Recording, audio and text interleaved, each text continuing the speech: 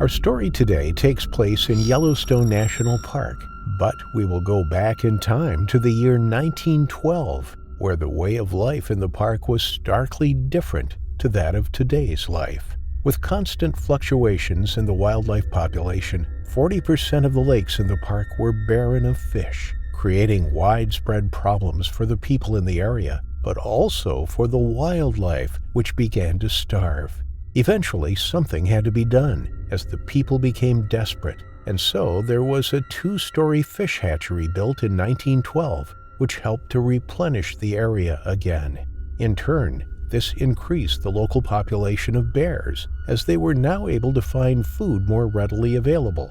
As a result, many populations had a sudden increase, namely the grizzly bear numbers, which was not too much of a problem as there weren't too many people in the area, and encounters were still very unlikely. That is, until a bear known as Two Toes became a man-eater and changed the locals' perspective on bears forever. In May 1912, Johnny Graham decided to visit Crevice Mountain with his favorite horse in the hope of striking gold and finally making a family fortune. Suddenly, his horse tripped in a creek and fell onto her side. Johnny realized that she was struggling to return to her feet and tried to pull her up with her reins with little success. She was able to pull herself from the creek to the bankside, but she had broken her leg and so would not be capable of continuing with the hike. He decided it would be better to put her out of her misery instead of leaving her to die, and so with his hunting rifle, he shot her through the head. He took one last look at his steed, gathered up his things, and returned to his cabin for the night, trying to decide what his next move would be without his horse. After a few days of prospecting the area on foot, he returned to his cabin to see the dead body of his horse being slowly devoured by a giant grizzly bear. He watched the animal through the willow trees, trying to determine its condition and how much a threat it would likely pose to him. As he watched the animal, he noticed that he was a very healthy male bear and knew that he wouldn't have much of a chance if it decided to attack. So instead, decided he would set a trap for the animal. The heavy steel trap was designed with thick, jagged teeth, perfect to clamp onto the animal's leg and hold him in place until Johnny could return and shoot him. It was not the most humane device and would certainly cause the animal incredible distress, but this was not a concern of the prospector.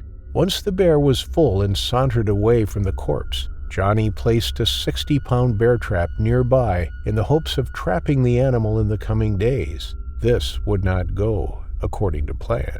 He returned the next day to check if the bear had been caught or not, but to his bewilderment, the trap was gone. He didn't understand how this was possible and came up with 3 possible scenarios. 1, there was another person out in the wilderness who had stolen his device, although this was highly unlikely as he hadn't seen anyone in days. 2, the bear had gotten caught in the device and pulled himself free in the bushes, although he couldn't see any blood anywhere. Or 3, the bear still had the device attached to him and was wandering around in extreme pain. Johnny surveyed the area and found footprints of the bear leading into the forest. He followed them and suddenly found the animal trapped between 2 trees, with the trap creating a wedge that he couldn't escape from. Johnny was overjoyed as he could tell the animal was trapped and wouldn't be able to get him. He slowly lined up his rifle with the bear's chest as the target. He fired 2 shots into the animal's ribs, and with a loud roar, the bear fell to the floor and ceased to move. Confident that his shots had killed him, Johnny strode towards the animal and laid his rifle against a nearby tree, ready to begin skinning the body for a rug in his cabin. As he stood in front of the body, the bear suddenly sprang to life and pounced at the man, and before he could even process what was happening, the bear was ripping him to pieces. Through its agony, the animal had one last bout of adrenaline and decided to use it against his killer in a final act of revenge. He pulled his leg through the trap, ripping off 3 of his toes in the process, but he didn't care. Once free from the trap, he started tearing into Johnny's abdomen and forced him into the ground as he screamed for help, cursing his decision to leave the rifle behind. The bear soon decided to flee after his mauling, leaving Johnny bleeding out but alive. He knew he had to quickly move and find immediate help, or else he would die from his injuries, or worse, the bear would return to finish the job. After some time, a fellow miner happened upon him whilst on a trail and ran to find help. A group of miners and lumberjacks quickly arrived in the park and tried to hunt down the animal, but to no avail. They were unable to follow the two-toed bear after he crossed a fast river and knew the bear would almost certainly attack any human being it came across after its run-in with Johnny. Instead of crossing the river and finishing off the bear, they decided to return to Johnny and take him to get medical help. But when they returned, he had already died of his injuries. Johnny Graham may have been the first victim of this bear, but he would not be the last. A year later, a 61-year-old woodsman named Pat Welsh was sleeping in the area when he was suddenly awoken by scuffling sounds within his camp. He had been camping for decades and knew exactly what would be making those sounds: a bear. He realized that he was being ransacked by the animal as it raided his supplies and devoured the ham and bacon that he found within the camp. Quickly, Pat grabbed cooking utensils, pots, pans, anything he could make noise with, and began to crash them together in the hopes of scaring the animal away. This usually did the trick, but this bear was not afraid of the noise, and instead began to walk towards Pat, who realized that he was in danger. He grabbed his wood-chopping axe and began to swing it at the animal, hoping that it would see Pat as a threat, or, at the very least, too much effort to kill, and just leave.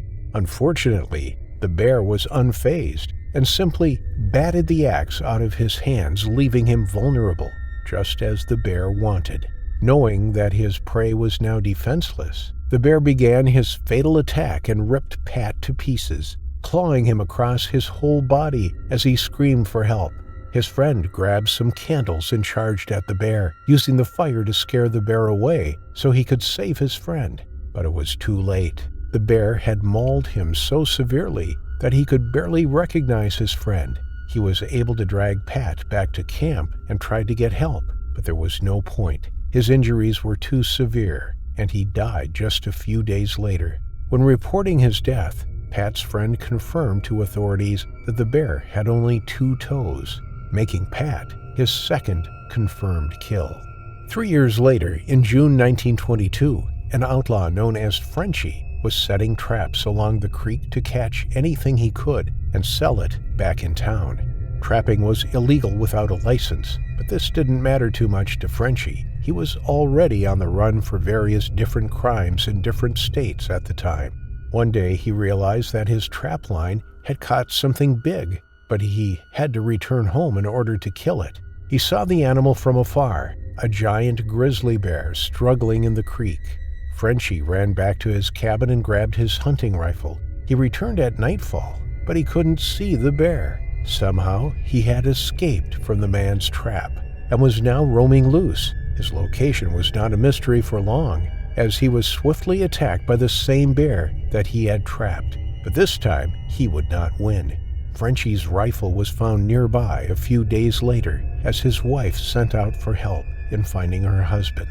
His body was never found, but from his rifle, his death was assumed to be brutal. It is thought that the bear was able to swat the rifle from the man's hands as he pulled the trigger, allowing the bear to overpower him easily and finish the job.